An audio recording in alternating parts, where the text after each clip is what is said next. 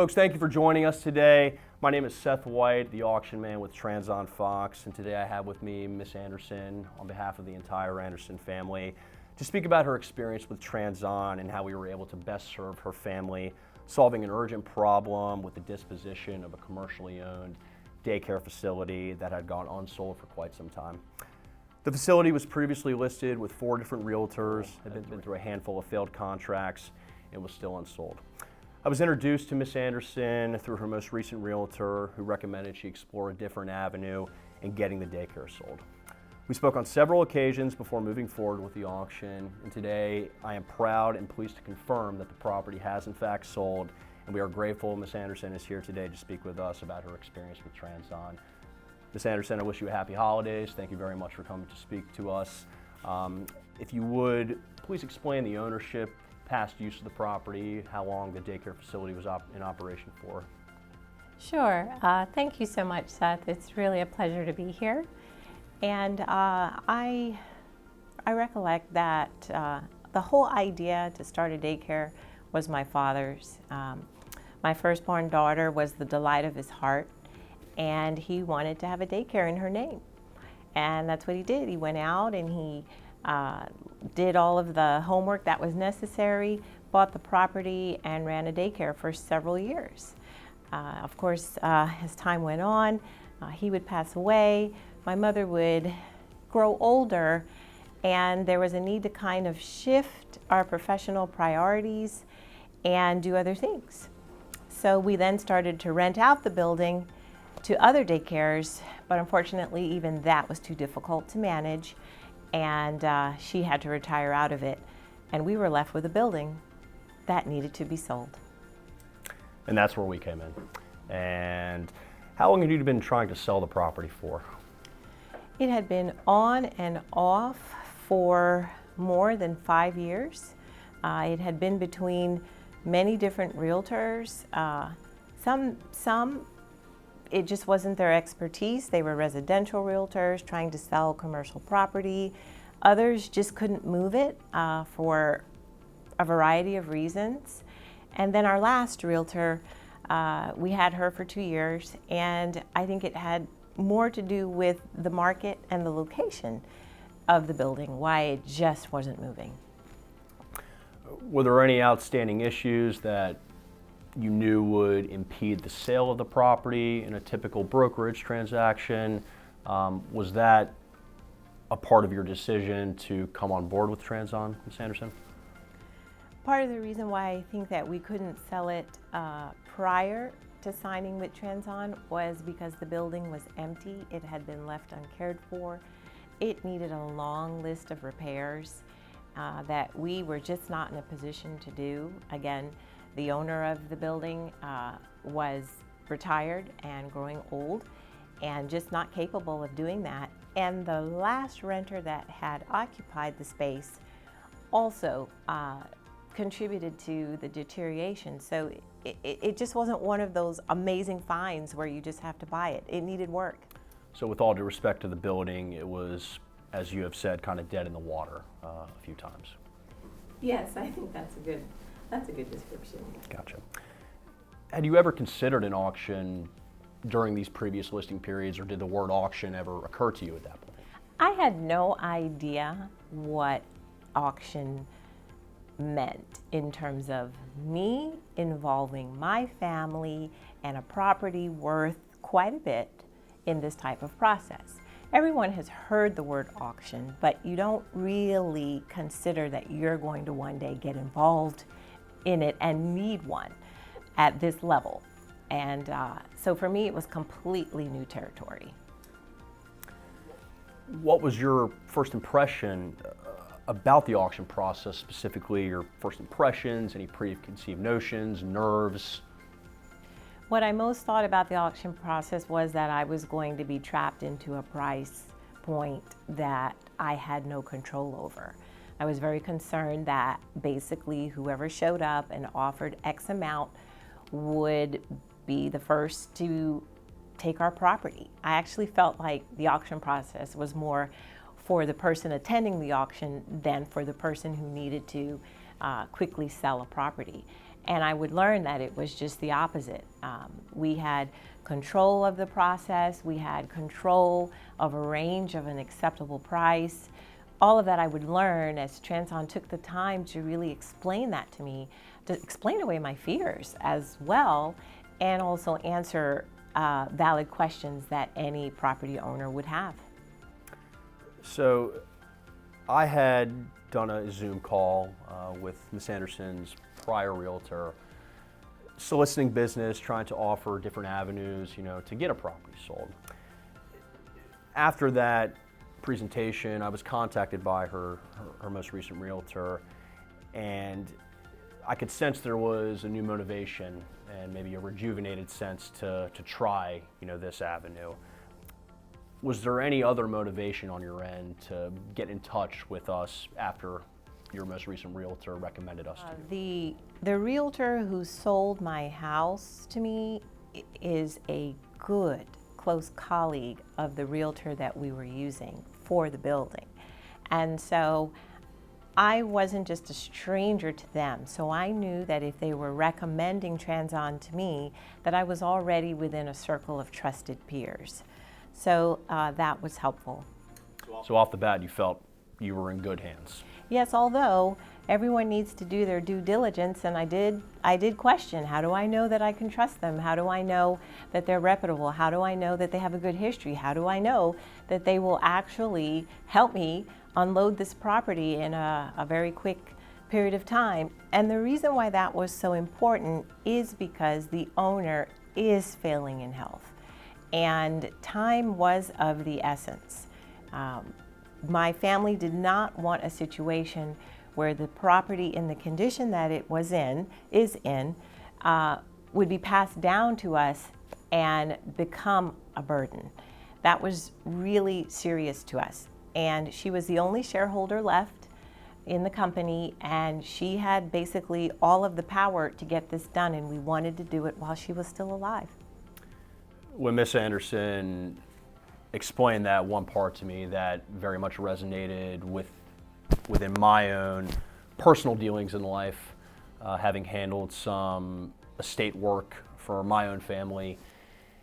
If I had the opportunity to go back and do it again, I would have recommended the auction methodology versus a traditional brokerage, period, barring none. The transparency that we provided to you, the updates that we provided to you, we harp upon the transparency this process provides. When we first spoke, which was on July 31st, by the way, I went back through my email chains, and I was really curious as to when our first correspondence was. What did you think about the initial presentation and explanation of the auction methodology to you? I understood it on the first call, which I expected would take a little bit longer, given that, as I mentioned, I'd never been involved in anything that had to do with selling my property through this process. But I understood what I needed to do. The other thing that I really appreciated, Transon, Seth, they didn't leave me to just kind of figure it out floating along and kind of maybe push it to the back burner. They understood that it was a crisis that my family was facing, that was time sensitive. They also understood, without making me feel inferior to the process, that I needed to follow a certain set of steps. And they immediately started to set those goals for me that helped me to bring to them what they would need to establish a fair timeline for sale. We, again, harp upon speed. Our process is more robust than several others, within the industry. I understand that can provide, some nerves, levels of anxiety that the typical and average person may or may not want to go through at that point. Your comfort level with Transon, what was it initially? Were you more concerned about getting the property sold, or were you more fearful about going through the process with us? We had a goal, and I was concerned that we would meet it in terms of the final price. So I was worried about that. I was worried that there were going to be underbidders, and that out of desperation we would just have to accept even though we had the control, but out of desperation that we would just have to accept the best price. Trans-On and Seth they kept saying and kept encouraging us that, no, we're tried and true in terms of studying the patterns, understanding the market, knowing how to approach it, knowing how to present a good range, and then extract the most out of potential bidders. So I just began to relax at the whole process. I also was very interested in the marketing component, and so I was a little nervous about that because sometimes you can have a marketing package, but it doesn't really take off. It doesn't yield the results that you wish for. But again, good communication, an excellent rapport, and a good level of starting trust really does make a difference with how you go into something, how you remain stress-free, and how you relax and just wait for that auction day. You dived into a perfect segment here, the marketing portion of the process. I will leave the budget confidential. That is pertinent to you and your family only. How did you feel about the marketing budget that Trans-On Fox provided you and our subsequent execution of that marketing plan? When you saw the marketing budget and how it was broken down, had you ever seen anything like that? So I was super relieved to see that there were advanced budget considerations for social media rather than traditional marketing. So it kept the marketing budget accessible. Again, here we are coming into a process where we need to sell something that is a financial burden to us. So the last thing you want to do is have to shell out additional funds to market for the sale of something that's already bleeding you dry. And in this case, it just wasn't that. It was fair. I knew enough about social media marketing that the dollars invested would accomplish what was needed. During the marketing process, we harp upon giving weekly and sometimes bi-weekly updates to our sellers. When we say we're going to do something, again, we offer a very transparent process, and one of my favorite portions about the process is being to keep our sellers up to date. And that is something that most folks in the brokerage world do not do. Sometimes they can go 2 weeks, 4 weeks, 6 months, maybe even a year without hearing from a broker or a realtor at that point. That is not something that we do at Trans-On. We expect a partnership with our seller, and we must do what we promise our seller that we're going to do on our end, and that is one portion of our process with these marketing updates. Were you expecting the multiple and thorough marketing updates that you received during the process from us? In fact, I never had to call Seth. Seth was calling me. Every week there was something to tell me, something for me to review, something for me to approve, to weigh in on if I was satisfied with it. There was an opportunity also given to provide feedback if I wanted something different. It really did, that whole process didn't lack for anything. And especially because I was functioning as the power of attorney for the owner, I needed to be informed, I needed to be briefed in a way that I could then turn around and communicate to the other family members involved. I could send them the emails that I was receiving, I could summarize for them anything that I had been told. So all of that went very smoothly, and that actually happened. I mean, my brother would call in and tell me, ask me how's the status, well, what's going on, and I could just read off an email and was in great shape. In addition to that, because I have a very stressful job and my time is absolutely consumed with work, I didn't have additional time to run down anyone about this. And Trans-On made it work for me. I mean, it made it convenient, accessible. They shouldered the stress of this whole thing. And I just can't say enough about that, because that for me is unheard of. So it really made this feel like a partnership to you and not just another person signing a listing agreement with you, sticking a sign in the ground, and essentially hoping for a contract in that phone call one day. You were kept in touch from the first time we spoke all the way even through closing until now, as we shoot this testimonial. So I was not a number. I was not a number. I was not another file. Seth took time to listen to our story. I was completely shocked by that. Although my personal realtors, there's a personal touch when you're buying a home. You just don't expect that's going to be the same about a run-down building that's been empty for several years. You just don't think that you'll get that same level of interest. And he got the seriousness of the matter. This was not a happy moment for our family, and he matched that tone. And I just really appreciate that.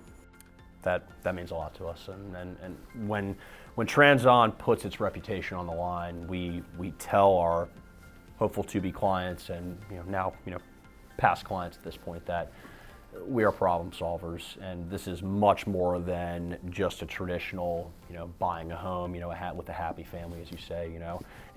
This process, although it may not be easy at times, it provides a weight that can be lifted off your shoulders, and we take a lot of the brunt of that on, and that's why the auction world is not for everybody, but the auction methodology does apply to those who have a problem, and your family had a problem. And we're project managers. We know how to fit pieces of the puzzle that may not exactly fit where they need to be at certain times, but we understand that in order to do so, we have to execute. And this level of execution goes well beyond any door opening, any inspection. This is a process that really has no room for error, and that is what our 30+ years of experience in this business does for our clients with Ms. Anderson here. Ms. Anderson, how did you feel about the exposure the property received through Trans-On Fox's marketing, with the number of prospects that looked at the property, downloaded the property information package that we put together and you approved, and formally registered to bid once the auction day did get here? I realized that part of the problem with not being able to sell the property prior to meeting Trans-On was that we just didn't have exposure to the types of clients, potential candidates for ownership that they had. I found myself wondering, well, where have they been all this time that we've been trying to sell this? And there they were, interested, downloading the packet, studying it, and even starting to make inquiries before the auction time, if I remember correctly. Yes. And so I totally understand the niche that is being satisfied here. And when you're in a situation, I'm just grateful there was a solution, or that building would still be sitting there. Specifically with Ms. Anderson's property, with her family, we put together a call sheet of 175 known investors and like-minded folks within the area. And also outside of the area, we harp upon a regional and localized marketing campaign. We had a property information package that was put together and ultimately approved by you again. We had 35 formal serious inquiries, 17 full downloads of that package on our website, which resulted in 11 registered bidders. 11 registered bidders who understood that this was a cash transaction, as is whereas that my seller, Ms. Anderson, and her family would not be liable for a dime worth of repairs, which the building certainly needed. And furthermore, no closing cost assistance in a guaranteed time frame of close. Granted, we did have a little hiccup, but thankfully that wasn't an issue caused by Trans-On. It was a past error in paperwork that needed a few weeks to get molded through at that point. But at the end of the day, we were able to meet a closing date where the high bidder was very excited about the property, and the new owner actually is a current daycare owner, and it could not have been a more complete journey once we knew who we were dealing with at that point.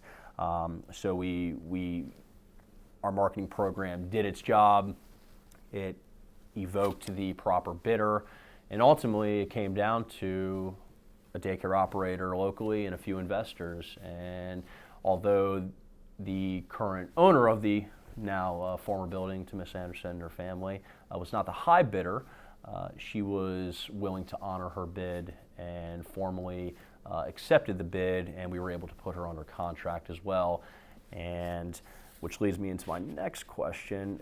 Did you feel that the bidding platform that we utilize provided the perfect competitive environment to maximize the price and the range that you were ultimately looking for? It was online, and so, again, when you associate the word auction with any type of sales process, you think about a platform and a person with some type of gavel or what have you that declares sold to the highest bidder, and so you think about that traditional form. And so this was different because I was in communication with him the whole time, and getting the numbers and getting the next highest bid and getting the next highest bid, and then watching the whole process go over time, but it extended over time for positive results, and that was to get a higher bid, to keep them going, to keep them adding on.